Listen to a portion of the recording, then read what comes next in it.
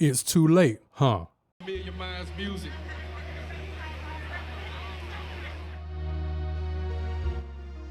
Too late for who? Too late by whose standards?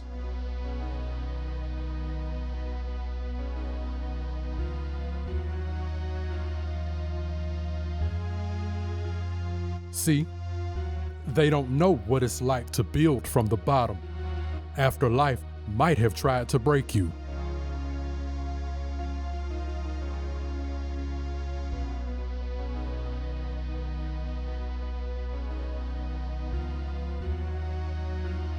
I'm the Rhevelaytor, and this is what it looks like when you stop asking for permission and start moving on your own time.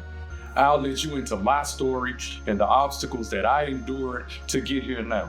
And if you stay to the end, I'll tell you what I worked on to change not only my musical outcome, but my life as well. So with all that in mind, Be the Rhevelaytor. I'm almost 100% sure that at a point in your lives, some of you have been told that what you want to do won't succeed, you won't make it, or that it's too late to do what you've been fighting for. And speaking on some of those hurdles, I said some because guess who has two thumbs and is still a work in progress? Be the Rhevelaytor, y'all. Simple and plain. Far from perfect am I. Constant learning and growing help me rise and aim high. Thank you for watching first off, and I want to let you know that I am speaking from my soul in this, and that I'm keeping it all the way 1,000 with y'all. So I want you to stick with me. So the first thing that I struggled with was seeking validation for what I was doing. And that was anything.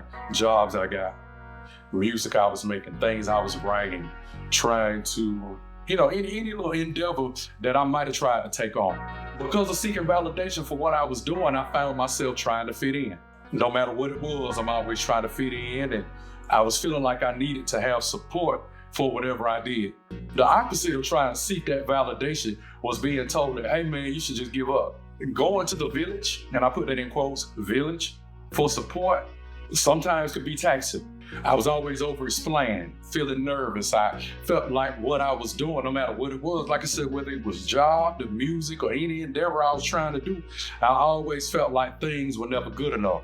Y'all know what? I want to know how you were seeking validation in your life or at that point in your life. Leave a comment and let me know your thoughts. Another struggle for me was starting and not finishing because of the prior struggle, which was the validation seeking. That was one thing that I was terrible about, and I admit my humanity to y'all that I'm still kind of terrible about it, but I'm working on it. Again, your brother Rhevelaytor is a work in progress. And that was the self-inflicted, and I'm going to use a pro wrestling term here, excuse me, self-inflicted start-stop pushes, okay? In wrestling, a start-stop push is when somebody is getting over organically. The crowd is loving them, the crowd is behind them, and the promoters may decide to push them. Then all of a sudden, either they do something or they see they're not getting over like they thought they should get over, so then they stop pushing. They call that 50-50 booking, okay? So that was a bad habit that I developed when I was younger. And like I said, again, because of seeking that validation, I felt like if I didn't have the support, then nobody cared. So if I did something, I'd just up and quit. I mean, just being honest, I developed a reputation as a quitter, okay? But because of that quitting, I would later regret the decision. Now, real talk, y'all, I got in my own way at times a lot because of this, man. It was so rough to, like, I'll start something, and I even do it with rhymes sometimes. I may start a rhyme, and I may not finish it until 2 or 3 weeks later, right? Because things are happening for me, right? So I want to ask y'all, has starting and not finishing been a problem for you too? By all means, please let me know. This next facet was joy in some areas and pain in others. And that was the fact that life started happening for me. I got married, had children, 3 wonderful children. 1 is resting with the Creator. And because of that, I found myself, now those 2 were the joys, by the way. Let me say that. Those 2 were the joys. The pain came when I started falling into the trap of tradition, right? Because of trying to please everybody, I found myself falling into the trap of tradition. The beautiful thing with life happening I still found ways to make music and keep learning the music making process, whether it was beat making, production, mixing, mastering, whatever the case may be. I still found ways to make it happen. If you're enjoying the content, please like, comment, share, and subscribe to stay tapped into Be the Rhevelaytor's content. Now let's get back to it. There were environmental pressures based on the trapper tradition. Because of that, I fell into a lot of people pleasing, which in some ways was a detriment to me. When life started happening, did you find ways to keep going with your goals and dreams, or did you stop moving forward? I want you to leave me a comment. I'd love to know how it happened for you. Now, I want to let y'all know, there is no learning without struggle. I noticed that as I was not getting support, I found myself being a cheerleader to others. Now, there were situations where when I was down, I was kicked, but I tried my best not to be that way. Now, I also noticed too that the people that I started out with, or some of the ones that I thought I was real close to, and was truly down, and I put down in quotes, they ended up falling off and going their own way. Well, life does that to us. Life pulls us in different ways and different paths. But with some of them that I thought was down with this music, ain't it funny how when you building and nothing's coming in, the ones that you thought might have been down with what you were doing, they end up scattering.